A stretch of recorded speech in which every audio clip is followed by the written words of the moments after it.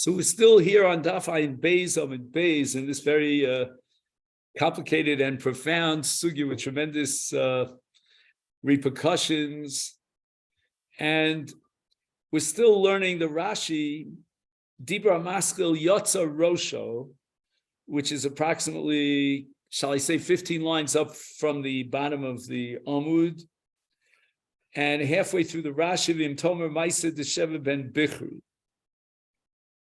And in the case of Sheva ben Bichri, they gave him up to be killed, and they would doche nefesh b'pnei nefesh to save themselves. And Rashi is baffled. How is that possible?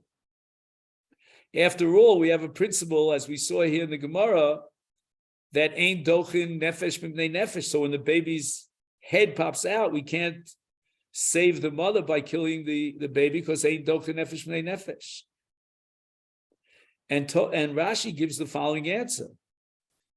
Okay, actually, Rashi gives two different answers. That's what we want to focus our attention on, the difference, between the two answers. Hasam mishum afilu lo masru lo. So now Rashi's not talking about the fact that Sheva ben Bichri was chayav misa anyway, but the fact that Sheva ben Bichri would have been killed together with the entire city. Aval, says Rashi, im haya hu nitzal, if he would have been saved, afal pi shehein neragim, even though they would be killed, lo hayu rashoim lemosro kidei lahatzil es atzmo. So you can't save yourself and give up somebody else to be killed.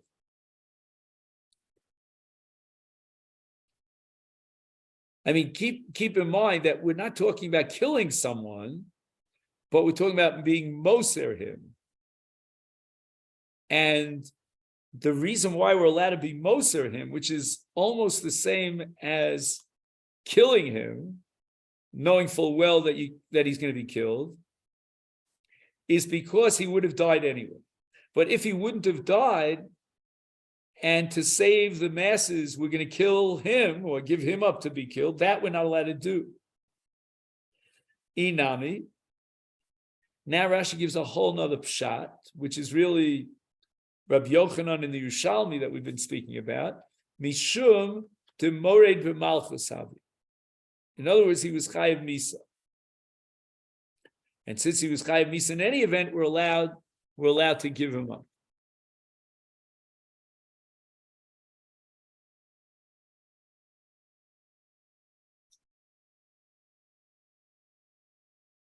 Now let's get back to the Yerushalmi that we spoke about. We said that according to Rabbi Yochanan, once they earmark a certain person and we want him, right, that's called yichdu, then Rabbi Yochanan says that we're allowed to give him up, even though he's not chayav misa. Let me go back and read it again.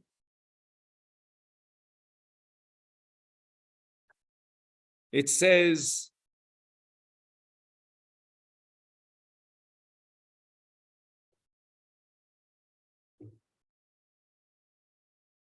Seos b'nei adam shoy mahalchim b'derech pagu b'hem goyim v'amalem tnu lanu echad michem v'naro goso v'im lav harei anu horgim es kulchem afilu kulam neragim lo yimsu nefesh achas misro, but yichdu lahem echad is then Rabbi Yochanan Omar afal pisha eino chayiv misa, you're allowed to give him up.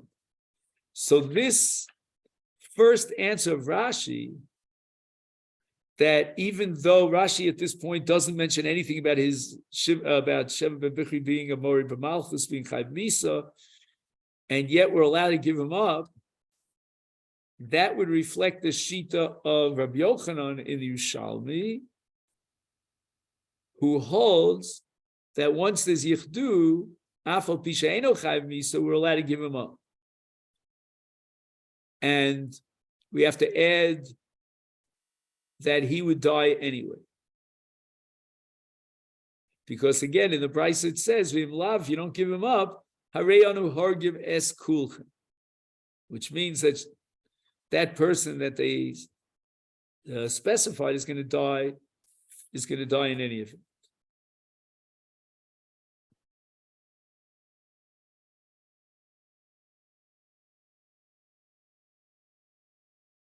Now, Rashi's second interpretation, that he was Chayav Misa, that would reflect the Shita Reish Lakish, because Reish Lakish is talking about a case of Yichduhu,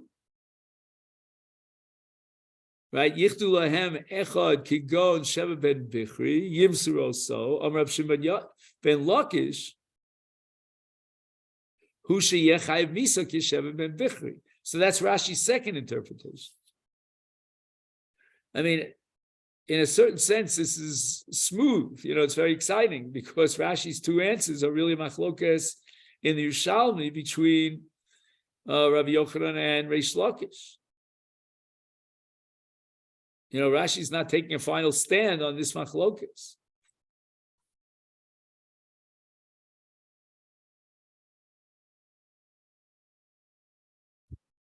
Now, how does the Rambam paskin? So we're going to open up to the Rambam Perek Hey, Mehilchos Yisodei HaTorah, Halacha Hey. Hey. Amru lahem ovdei kochav. Tnu lanu echad mikem, v'nargenu, v'im lav narag kulchem. Yehargu kulam, v'al yimsu lahem nefesh achas miYisrael. V'im yichdu lahem, v'amru tnu lanu ploni, o narag es kulchem. Im hoya, if that ploni was mechuyev misa keshev ben bichri, yitnu oso lahem. I'm going to stop here in the middle of the Rambam and ask you, who does Rambam paskin like? Rabbi Yochanan Reish Lakish. I'll read it again. He says, Im hoya mechuyev misa keshev ben bichri, yitnu oso lahem. Hello, anybody home?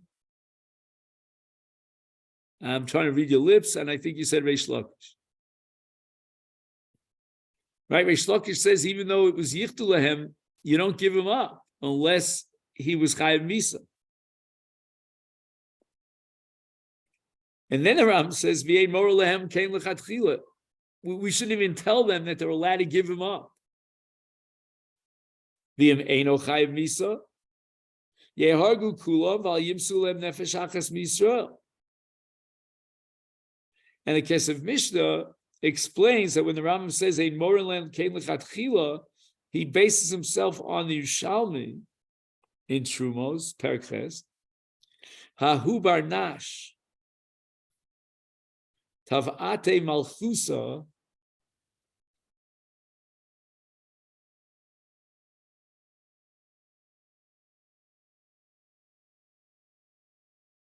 the oracle Luke, the Gabi Rabbi Yochanan,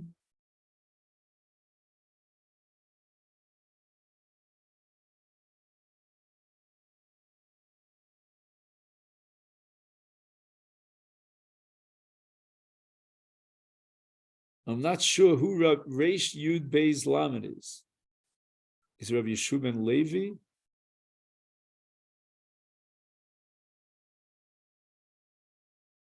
That's what I think it is, Rabbi Yeshua ben Levi. The Akif Malka Midinasa v'Yovlu.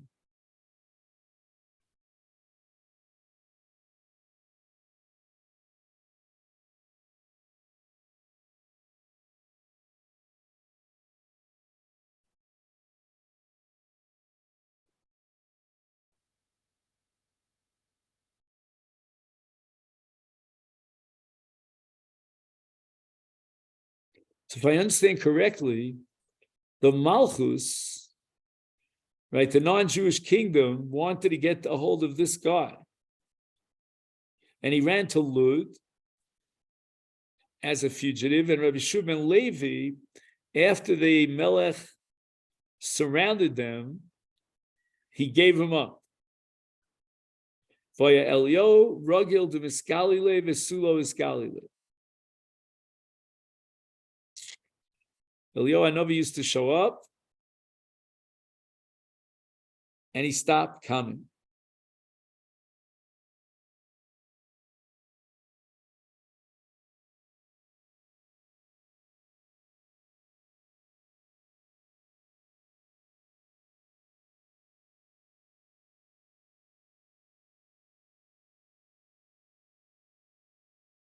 And he declared Eliyahu, Diltar Anah Misgali. Diltar is a moser, someone who gives up a Jew to the Malchus.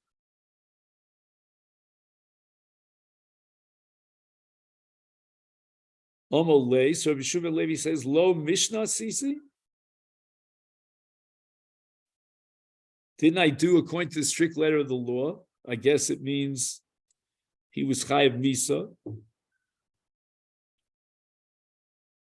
And Eliyahu Hanavi answered him, Zum Mishnas Chasidim. You didn't act like a chassid. I guess it means beyond the letter of the law.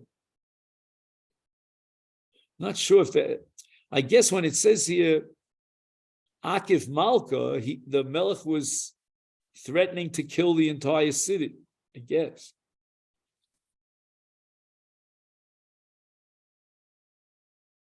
Now, if you paskin like Reish Lakish, and it seems that the Rambam does paskin like Reish Lakish, then strictly al pi din,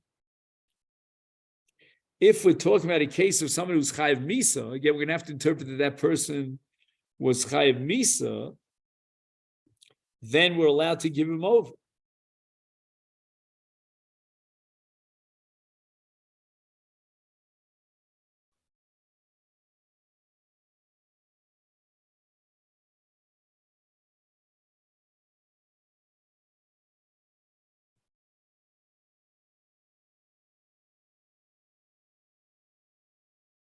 But yet, Eliyahu Hanavi tells Rabbi Shimon Levi that he should have acted al pi chasidus, and this comes under the principle of halacha vein morinkin. So again, the Rambam is going to paskin that even in a case of a mored b'malchus, one should not save himself, or even the many, through the death of another Jew, even though he's a mored b'malchus. And ein moralein lechatchila lemosra. Beis Din should not hand down a verdict encouraging them to give him up. Why? Because again, you're saving Jews by giving up someone for death, unless he's chayav misa.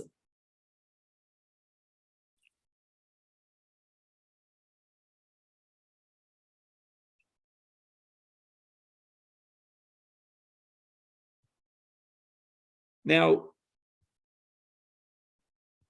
let's say the following.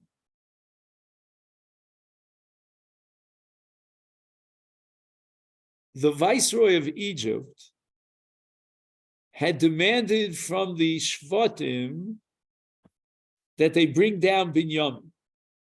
Yaakov refuses in Parshas Miketz. And Yehuda tries to influence Yaakov to send down Binyamin.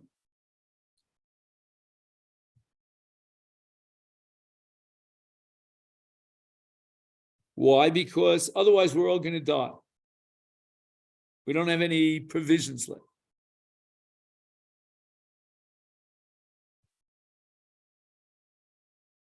So in order to save themselves, they would bring down Binyamin. But Yaakov understood that they were putting Binyamin's life into sakana. Correct? And we see that this viceroy of Egypt is not, he's not an ethical saint that we could rely on. I mean, he took Shimon, he this, that. So who knows what's going to happen to Binyamin? So Yaakov Avinu is basically saying that we can't save ourselves by causing the death of another Yisrael.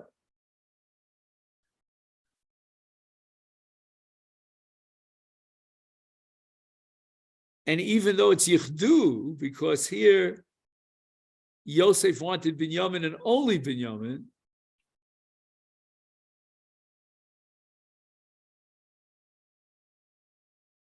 but Binyamin was not Chayiv Misa. It's not a Morid B'Malchus or anything like that. So once again, this should come under the machlokus between Rabbi Yochanan and Reish Lakish. According to Rabbi Yochanan, since it was Yachduhu, they want him. So for the sake of Hatzalah, you're allowed to give him up. But Yaakov Avinu saw it differently. He saw it through the eyes of Reish Lakish, not like Rabbi Yochanan. And Yichdu is not enough. Let is also a Chiyav Misa. And even in case of Chiyav Misa, we said it's Halacha Vein Morin came.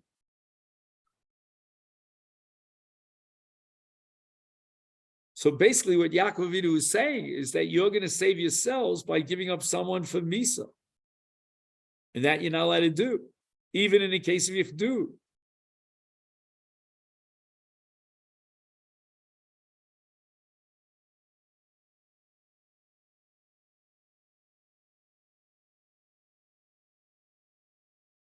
Now let's read the pasuk of Yehuda.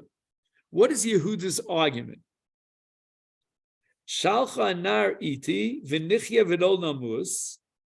Send this young lad, meaning Binyamin, down with me to Mitzrayim. V'nochis v'nichya will live v'lo namus.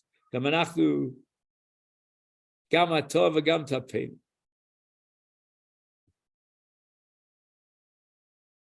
So the Medrash Rabbah on this pasuk says the following: Vayomer Yehuda el Yisrael aviv mutav tehei nefesh achas b'safek v'lo kulam bevada.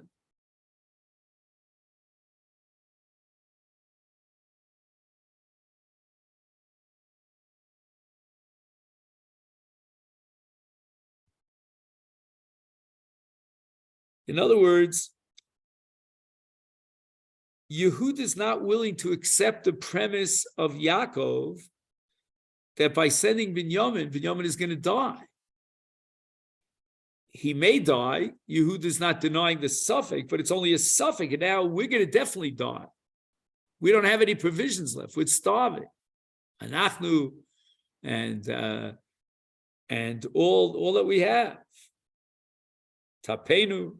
You yourself, Yaakov, are going to die.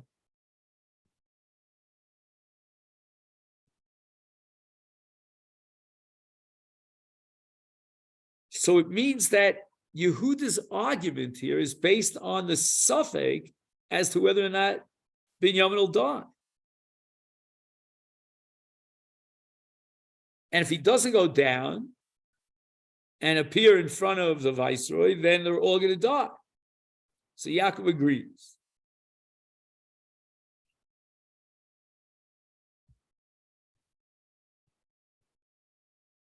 So we have now a new dimension here, meaning it seems like Yaakov's agreement to send Binyamin down, despite the fact that he might die for the sake of Hatzalah,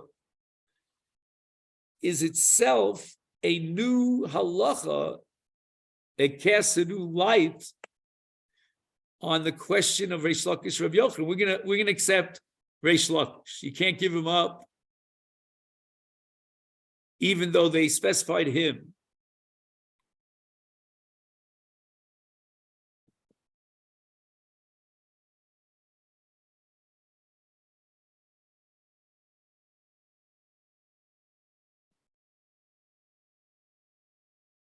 But now we're saying that's only because he's going to definitely die, like the case where the Goyim surrounded the city, etc., etc.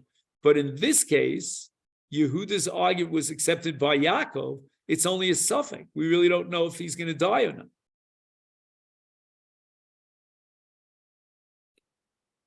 By the way, Steve, there's something with your camera, I think. You see it, or only I see it? Oh. It was pretty psychedelic.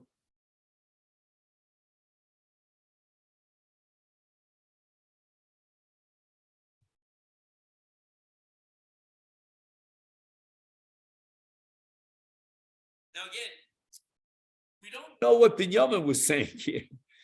Like you asked me, Steve, a few days ago, what if this person could save by giving himself up, could save the masses?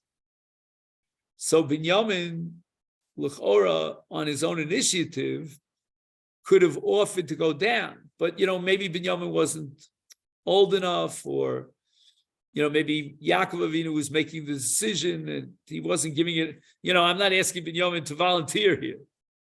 I don't want to lose Binyamin at any count. But what we do see is that although you're not allowed to give up a person to save a tzibur, if you know that person's going to die, but in the case of Suffolk, you would be allowed to give him up. Again, if it's yichdu and for the sake of Atzol Sarab.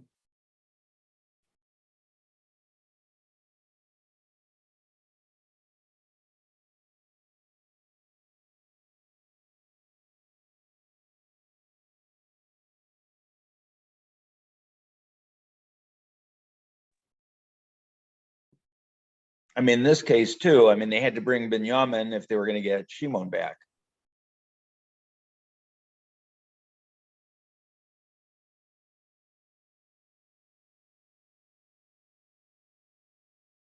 But I don't know if that changes the halach. I'll tell you why, Steve, because, the brothers are in the famine.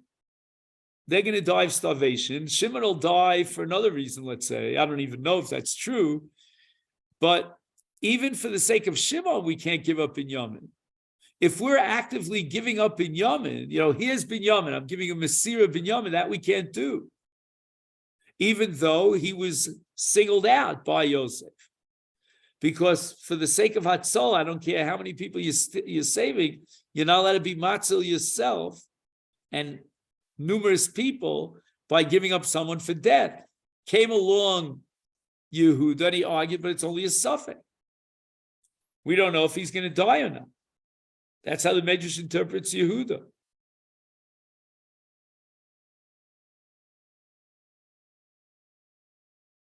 We're going to definitely die. And we don't know if he's going to die.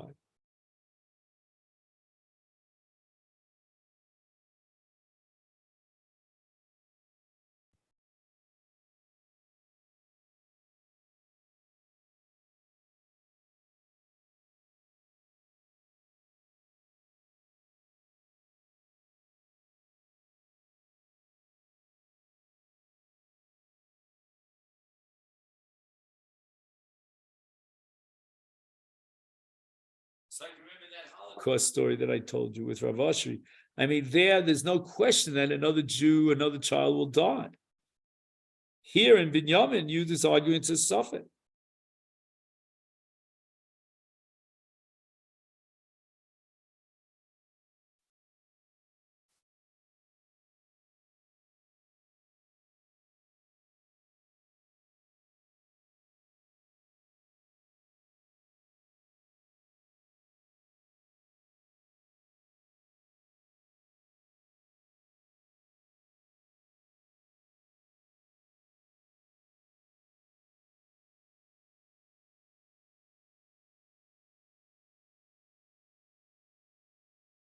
It's going to take a minute to get a drink for myself. I see I got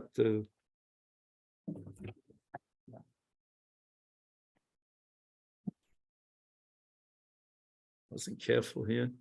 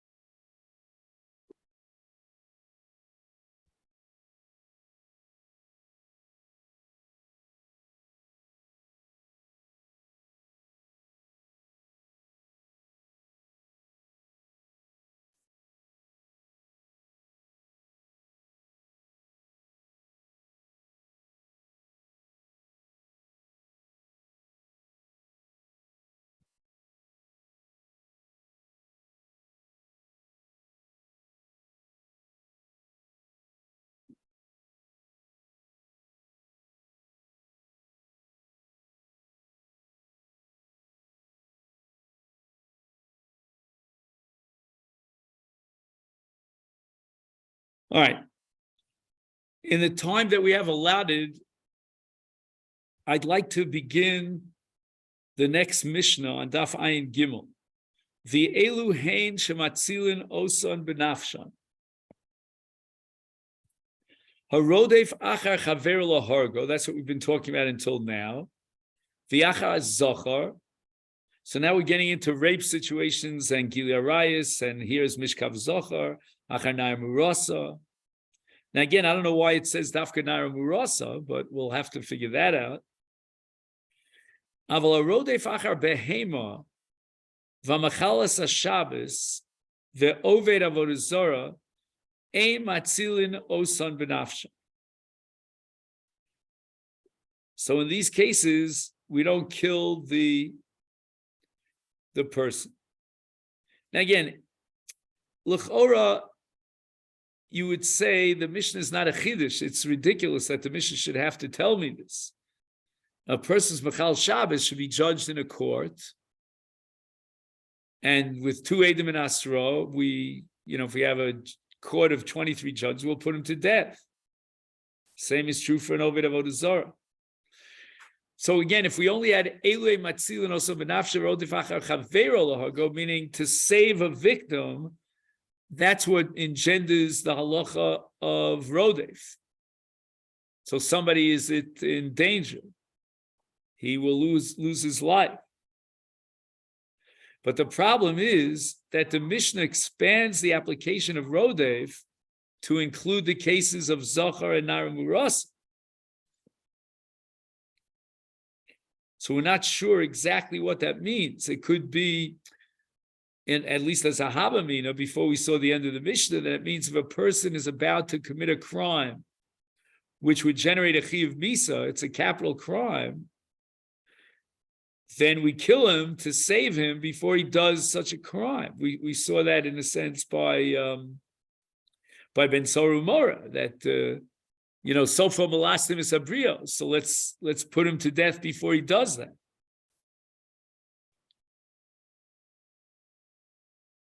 So the Mishnah is saying that in the case of Zachar, we're going to kill the Rodef not because we want to save the Rodef from this terrible Avera that he's about to perform, but for the sake of saving the Nirdaf. And so too in the case of Nair Murasa. Oh, so now we have a problem because we have 3 categories. Category number 1 is Rodef to save the Nirdas life. Category number 2 is Rodef to save the Nirdaf from being victimized in a terrible sexual assault. And then we have category number 3, which doesn't fit into any of the first 2 categories. No one's life is in danger. And not only that, we are not saving any victim, except for the person himself. I mean, the criminal himself. There could have been such a Habamina that if you want to prevent the criminal from implementing his capital crime and prevent him and save him from that ultimate capital punishment, then we're allowed to kill him. But then you might ask me, so why does the Mishnah focus only on Shabbos and Avodah Zarah? Then you have Rodef Achar Behema, and once again, we're not going to kill a human being to save the Nirdaf, who's an animal, but there was a Habamina that maybe we kill the Rodef because he's going to incur a Chiv Misa. And Kamash Bala, no, we're going to kill a Rodef because there's a Nirdaf. And that Nirdaf is being victimized either in a murder situation or in a sexual assault. But nevertheless, in both cases, there's a Nirdaf. So Rashi says, the elu shematzilin osan min avera bin nafshon. Right, that's part of the Mishnah.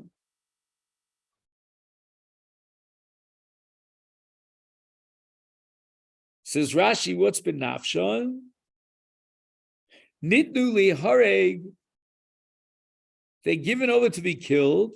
L'chol adam, anybody can kill them. Kidei latzilan min ha'avera.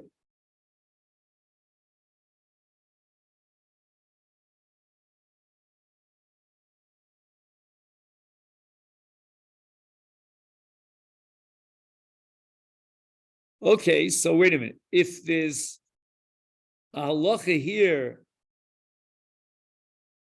of nitnu li hareg kidei latzila min avera, so why not apply that to the other cases of Rodei Achar Behema, Machal Shabbos, Oved Avodah Zarah? That's also latzila min avera. Says Rashi, Aval Rodei Achar Behema l'Rava, Harotze Lavar Avodah Zarah, L'chal Shabbos, V'kolshkein Shar Krisu Mises Bezin She'enon Arayis, Delo Nitan Latzilo B'nafsho El B'dovashu Erva, V'yeshba Chalon Upgam LaNirdaf. If you go on Zachar V'nara Muros. 1 second.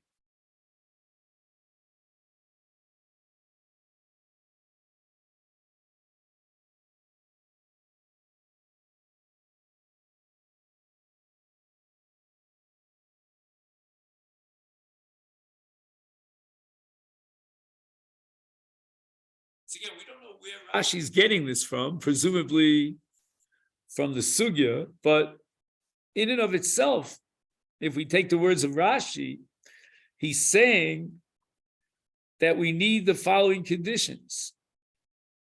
We're saving someone in a violation of Erva that has kalon upagam lanirda. It's a very interesting integration here of the nature of the Avera and the Pagam of the Nirdaf. So we are saving the Nirdaf. Now, in the case of Avodah Zarah Chil Shabbos, there's no Avera of Arayas, there's no Kalon, there's no Pagam.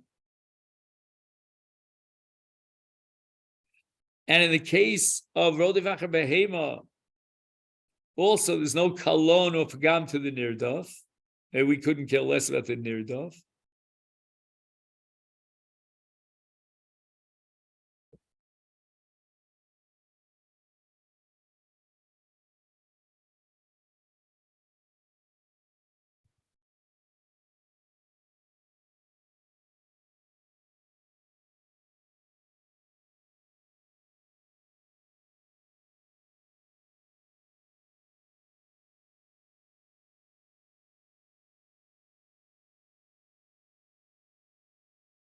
Now, again, I'm not sure what the difference is between Kalon and Pagam.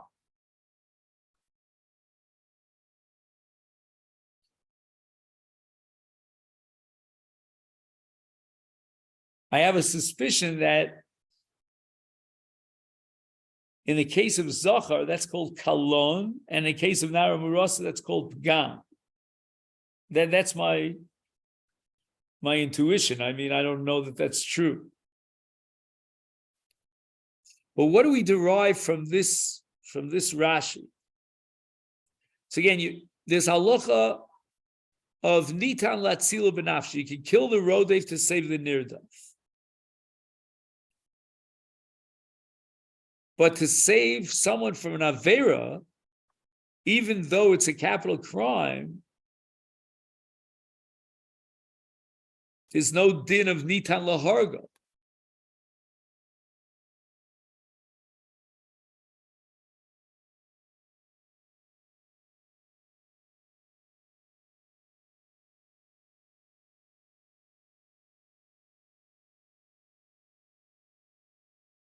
In other words, if there was a din of nitan lahargo k'dei latzilo min avera, then we should kill him even to save him from chil Shabbos and avodah zarah. The Mishnah says not.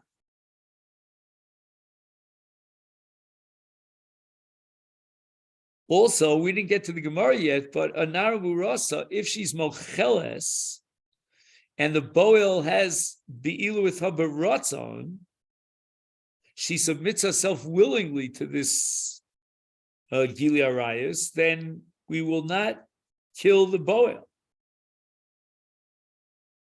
And if we're going to say that let's kill the person because of the Avera itself, the capital crime, and that itself gives us the license to kill the Rodef, then it should apply even if the Nara Murasa waives, the rape situation, she agrees to have it. We should still kill the person, the Boel, before he implements the Be'ilah.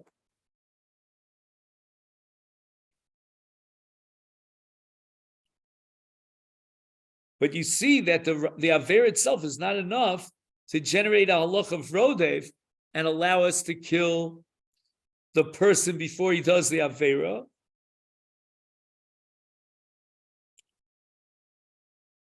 And we're going to only kill a Rodef after an Erva in a case where we're saving the victim from Pgam and Kolon. And because of that potential Pgam and Kolon, we have here a victim that's called a Nirdaf. And we can save the Nirdaf even B'nafsho Shel Rodef.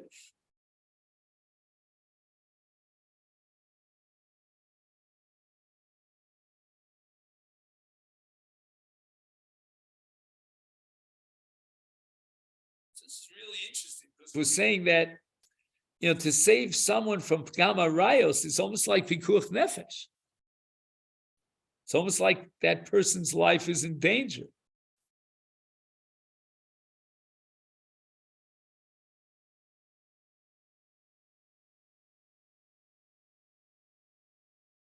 And also we see something amazing here, that this concept of Pgam and Kalon is not just simply objective. I mean, if that person submits themselves willingly, and it's not what do you call it, a rape situation, then the Pgam and the Kalon somehow just doesn't apply. So let's just summarize. We have a number of chidushim in this Mishnah. First of all, in a clear-cut case of a murder victim, then we will kill the Rodef. And secondly, in a case where there's Kalon and Pgam by virtue of an Erva situation, that's also like Pikuach Nefesh on the part of the Nirdaf, and gives the Rodef a shame Rodef such that we can kill him. However, we will not say that to save a person from his own Avera, even though that Avera generates a capital punishment, like Chil Shabbos or Avodah Zarah, that's not going to give him a din of a Rodef.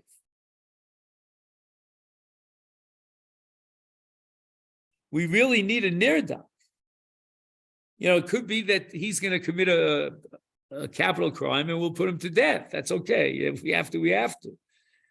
But we're not going to kill him, to save him from doing that Avera. We're always killing someone to save the other person. The Chiddush VaMishnah is that Lomi Boy, that you're saving that person's life, but even if you're saving that person from Kalon and Pgam, that too is like Pikuach Nefesh.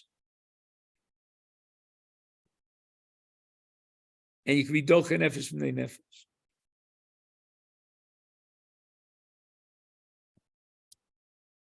So in the case of Rodef Achar Behema, even though it's an Erva situation, but it's not Pgam or Kalon. And clearly in the cases of Chil Shabbos and Avodah Zarah, we don't have an Erva with a Kalon and a Pgam. We're just trying to prevent him himself from incurring a Chiyuv Misa, and that doesn't come under Rodef. Those are the Chidushim here in this mission. Okay, then, so this is where we'll stop for now. Take this opportunity, wish you a great Shabbos. And let's see, next week we have Purim, so we'll see. Between Tuesday and Wednesday, we'll probably end up with a half a week there. We'll see. All right. Kol Tuv Shabbat Shalom.